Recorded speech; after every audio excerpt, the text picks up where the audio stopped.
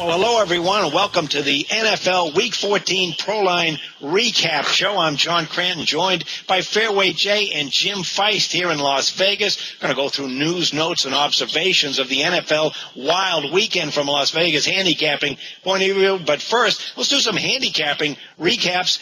Fairway Jay, I know you had an 8-4 Saturday with all plays, 4-1 with college basketball. You had a nice NFL Sunday, 3-0 with top plays, including your NFC Dog of the Year with the Panthers, you won with the Giants and the Redskins. Maybe you got a little lucky with the Redskins, but still it's a lot more than luck to when you have a successful weekend like you had. It takes hard work and a lot of insight, and I know you have plenty of both. Yeah, thanks, John. We had the over in that Redskins game as well, and our top plays hit, and we know our customers like to have those come in the way the Panthers and the Giants did, and we'll have more this week. Our mismatch game of the year goes in the NFL on Sunday.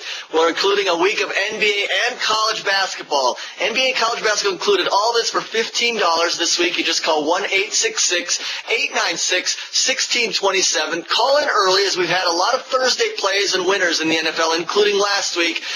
Be sure to call in early this week for the NFL Mismatch Game of the Year, and again, we'll include college basketball and a week of NBA for $15. 1-866-896-1627. All right, in the middle of our screen is world champion handicapper Jim Feist. Jim, last week you told us that your NFL Game of the Year was on tap, and that was a play that emphasizes not just a couple of handicapping factors, but quite a few. Well, it turned out to be the New York Giants on Sunday. That was your big play. They were a small favorite at home, scored 52 points, and blew out the Saints. Congratulations. What do you have this week, and what were some of the factors that did come in with your picking the Giants?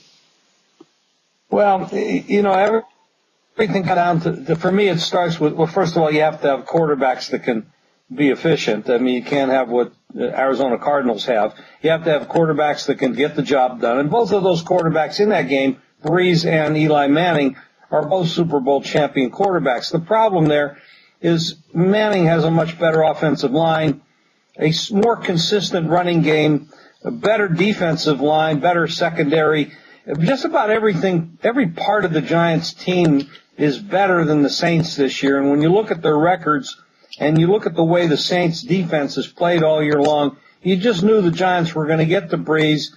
And what I didn't expect, and I got a big bonus from this, was David Wilson on all the kickoffs, punt returns, things like that. But I knew they were going to have a very good running game, and the line was very cheap for this game. We got a Super Bowl champion going somewhere, a lot to play for against a team that had nothing to play for. It all matched up for me.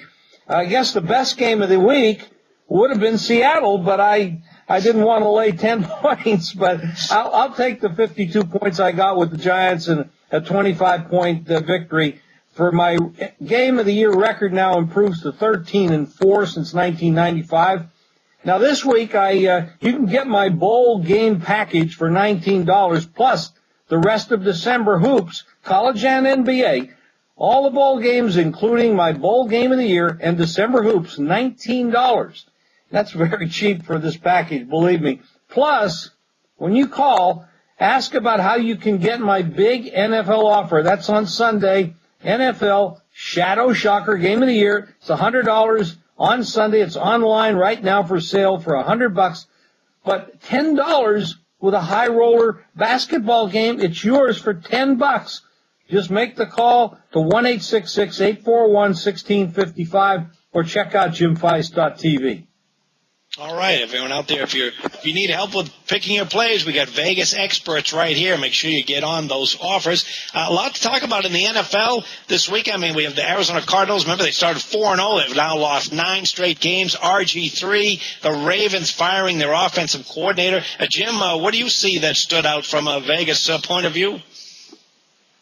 Well, the Ravens firing their offensive coordinator, I think it was pretty obvious there was problems between the offense and the offensive coordinator. They have a difference of opinion. At the beginning of the year, the Ravens said they were going to use a spread offense, no huddle, quite a bit of the time, and they really didn't do it as much as I expected. And plus, sometimes, they would forget the fact that they had Ray Rice on their team, which is kind of crazy. So I don't know. I think Cam Cameron did a pretty bad job the last several years with them. They were very inconsistent. I thought they had more talent than they were using. Now, they got away with that to some degree because they had a very strong defense, but their defense isn't that strong anymore. They've had too many losses to injuries. Ray Lewis included, Suggs is another one. They just are not the same defensive team, so they must put up more points. So last week, they had Washington down. They should have beaten them. But they only scored 7 points in the second half against a pretty bad secondary for the Washington Redskins. And, of course, at the end of the game, defense doesn't hold up, and they give up a drive to another rookie quarterback in Cousins. So there was a lot of disappointments for the Ravens. They're kind of falling apart. And what I see there is the move for the getting rid of the offensive coordinator was probably a good one because you got to get your team together. And they got to get the quarterback and the running backs, everybody together on one page. And they obviously were not getting there with Cam Cameron. There was a lot of other things going on in the league. Of course, the Cardinals, they kind of look like they gave up and they stopped playing. I mean, they had more turnovers than first downs, and it was really a joke. I can't say I really don't want to make many comments about the New York Jets because I've said enough all year about them. But they did pull off a victory last week against the Jags. Amazingly, that a team like the Jets could actually make the playoffs. That would be. I actually look forward to that because I think I'll fade them. I'll comment on a little bit as well. Our opinions are just that, and in the whole scheme of things, we're not on the inside of what's happening with these teams. I think it was a power move by the Ravens to move Cam Cameron. I had read that he and John Harbaugh were bickering during the Redskins game, going off at halftime, and in disagreement, and it looks like it finally boiled over. The reality is, we're in a society of we've got to have it now, and things have to happen now, and we know by handicapping and studying and following these teams that the Ravens are not the same team they were a year ago. They've fallen by the wayside defensively, and now offensively they're actually in the middle of the pack. I mean, the reality is, how would you like to be coordinating the Dolphins offense, which is down, probably maybe playing a little bit in the early season next weekend, but how would you like to be coordinating the Arizona Cardinals offense, and how would you like to be handling the Jacksonville Jaguars offense? I mean, those coordinators are still having their job. Cam Cameron can do the job. There's a difference in opinion with John Harbaugh, and someone had to take the fall. I don't know if it's the right time to be doing that. We could look at it as it's really as a push to the playoffs that this team's in turmoil. Jim has commented, and I've been in agreement that this is a team that I don't think you want to be backing. We might have got a little fortunate with the Redskins, but the reality is it wasn't the wrong or right side. That was a pretty even game, and the Ravens did put up some points against the Redskins, but once again, the defense didn't hold at the end. They need to hold on the last drive, and they don't get it done. And I think it's an interesting dynamic in looking at it. Regarding the Jets, look at who they played the last 2 weeks, the Arizona Cardinals and the Jacksonville Jaguars, and they ran the ball over 40 times in each game. And for our listeners, there's usually a handful of games where you see a team run over 30 times. You don't see too many games where teams are running the ball 40 times. But the Jets are obviously showing us that they don't have as much confidence in their quarterback play. They were able to do it against 2 weak teams. But I still think in the final weeks here, this is not a team that you can count on against quality competition to make plays. And we've seen that in their scoring output even the last 2 weeks against subpar teams. But I took away that, yes, there's still a lot of problems with the Arizona Cardinals. And we're seeing by last night's game that the New England Patriots may well be the best team in the AFC. Granted, it was on their home field. We know they're now 20-1 at home in the month of December since 2007. And if they're able to get home field advantage, Jim and I were talking, this team has now beaten Denver and they've beaten Houston. And if they can catch Houston by one more game, they'll be the number 1 seed overall in the playoffs. Regardless, they're in position to have the number 2 seed and a first-round bye, which puts the first opponent in Foxborough in trouble because that team looks real good and their defense has improved and their running game is obviously now balancing out as well.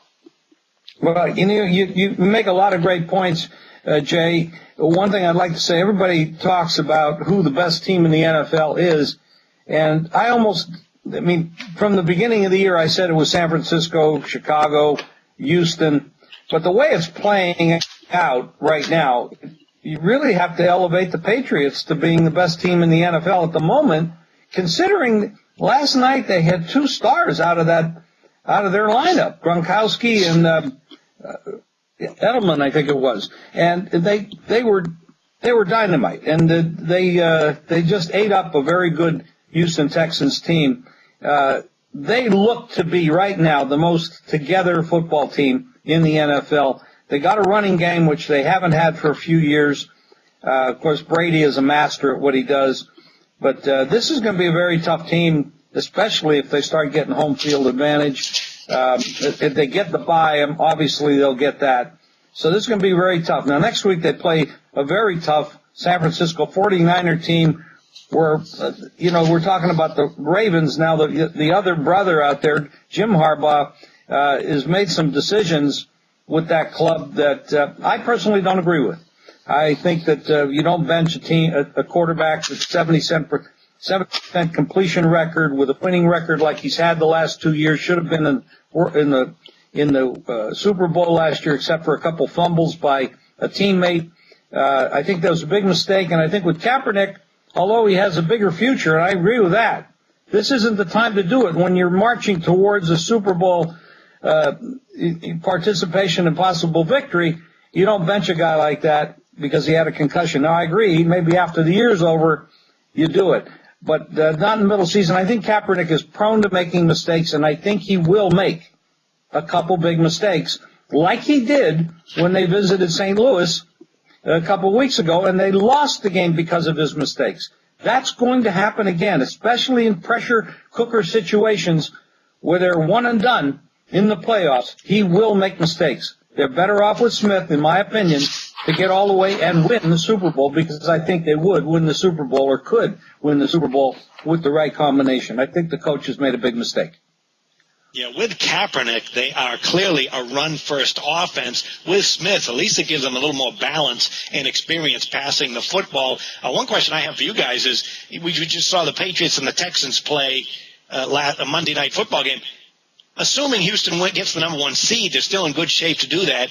The AFC Championship game could be a rematch of that Monday night game, but it would be at Houston. If you're an odds maker, who do you make the favorite? Oh, boy. Well, there's still 3 more games to go. That's a very good question. Houston at home with their running attack, good defense, but they just got annihilated. And like I said, the Patriots were shorthanded. They didn't have to face Gronkowski, who's a nightmare to match up against. That is an excellent question. I don't know what you do with something like that. I don't know how the odds maker could. Here's my comment on that. The line on the Patriots game was 3.5, and it was 3.5 right through Sunday. And at game day, it got hit hard. They were up 5.5. In fact, they hit places at 6 in Vegas. Now, we took the 3.5. They're telling you that it had the game been in Houston, Houston would have been a small favorite, 2.5. But based on the result, the line maker, I say dilemma, but the reality is the line maker is going to know that the public just saw what New England's capable of doing to Houston. So if the game was in Houston, I believe Houston should be a very slight favorite, but the reality is it may come pick because they know that the public is probably going to bet New England. And in fact, it's possible New England could be a favorite, but I think that would be wrong. I don't believe it's a good spot, Jim. I think you probably agree. I didn't expect. I mean, I had New England for a small play last night, and I didn't. There was a third straight road game for Houston. They've got some defensive injuries. The game wasn't as meaningful. I mean, they got room to lose a game and still get the number one seed. So you'd see a different type of, I think, play and motivation in the playoffs from Houston. I don't think there's any doubt. They showed their toughness last year in the playoffs. They showed they're very capable. And if they get them at home, it's a totally different deal. But I will say this. There's a long-time Houston Texans beat writer that covered this team, and he noted they're not going to win tonight in Foxborough. He said that yesterday, and they're not going to beat them in Foxborough if they go on the road in the playoffs. And we probably agree with that. They're not as tough as they are. They're still that's just too tough a place to play. But if they get them at home, I would say that they should be a slight favorite. Whether the line maker puts them there is a different deal because we just saw what happened to them in that game. But I think you'd get a much better effort and a healthier team probably in a better environment if they played them at home in the playoffs.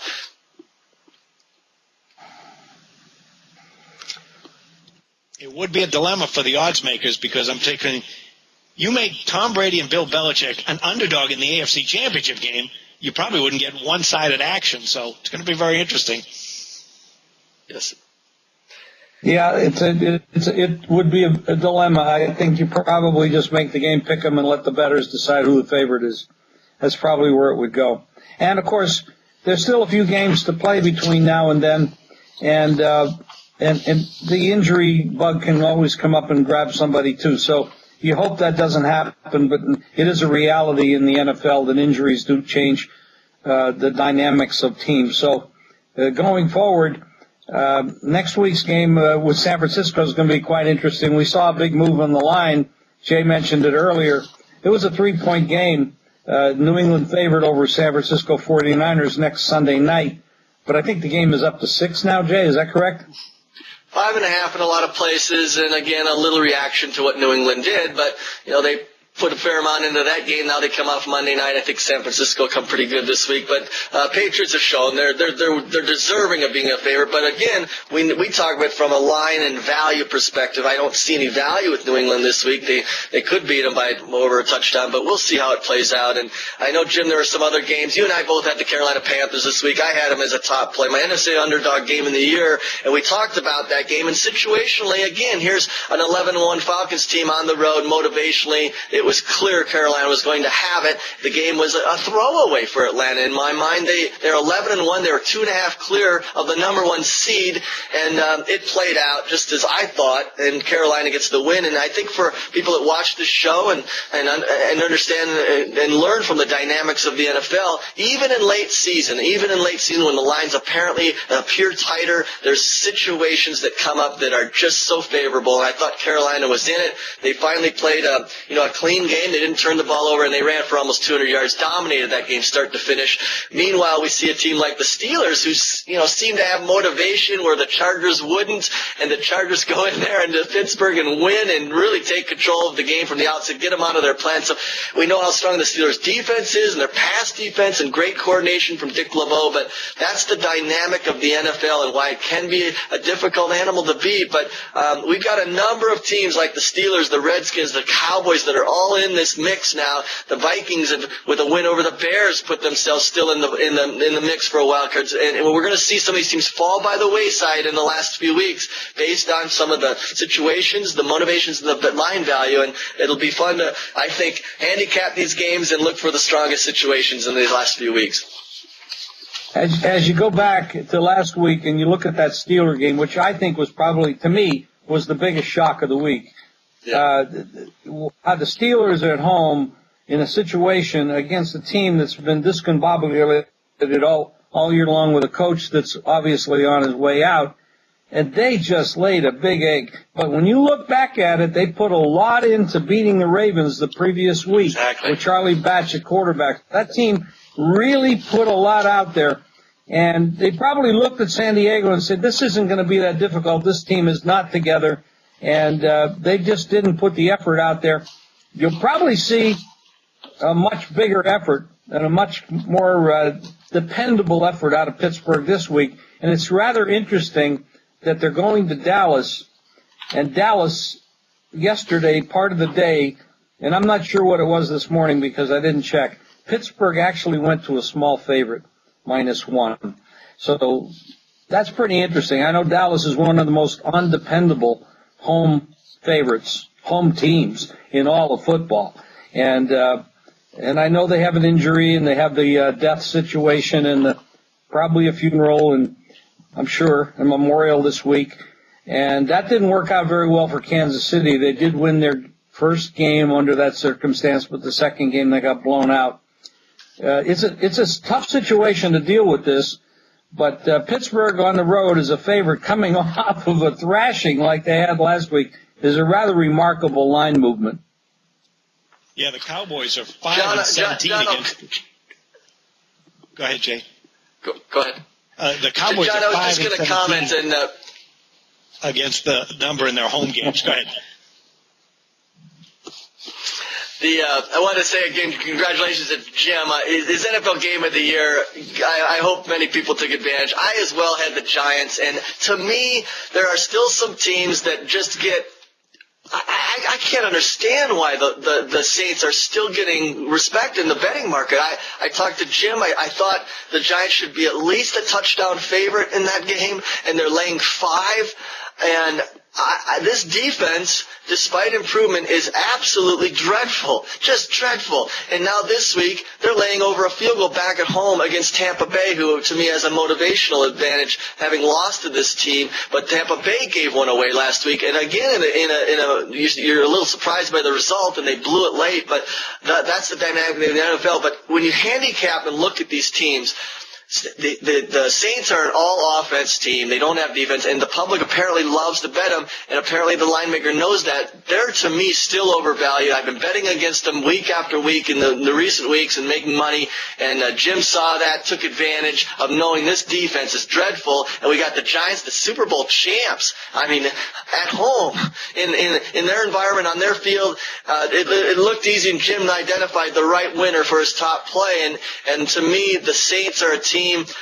You might get a few good efforts down the stretch here, but they certainly haven't shown it. That defense is problematic, and when you're, I think they're still getting too much respect in the marketplace, and that's part of what we do in handicapping and identifying the situations, and Jim nailed it this week, so congratulations on that, and we'll, I've kind of looked over. I do a lot of box score analysis, and I think we covered a lot of this.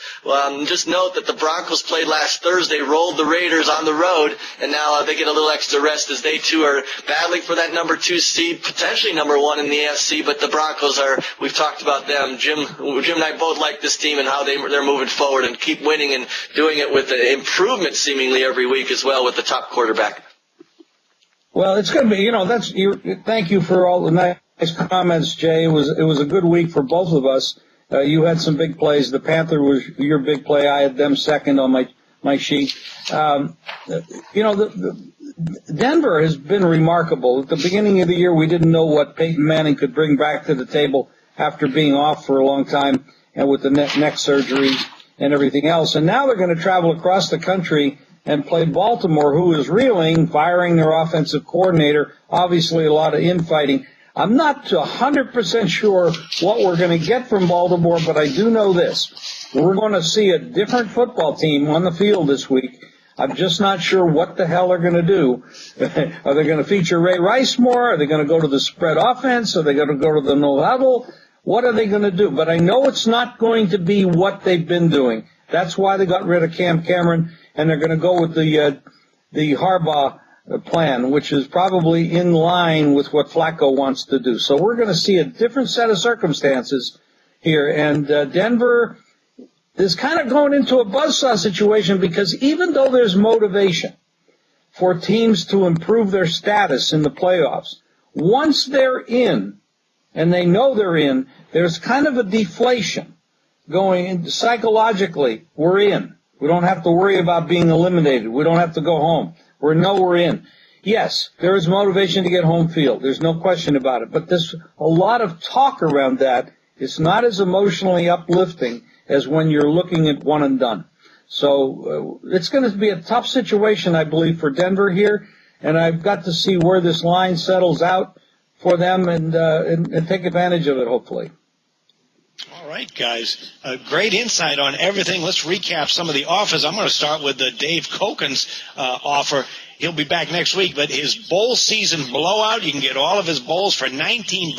That's going to include his bowl game of the year. Plus, if you sign up this week, you get 2 weeks of hoops from Dave Koken. All that for $19.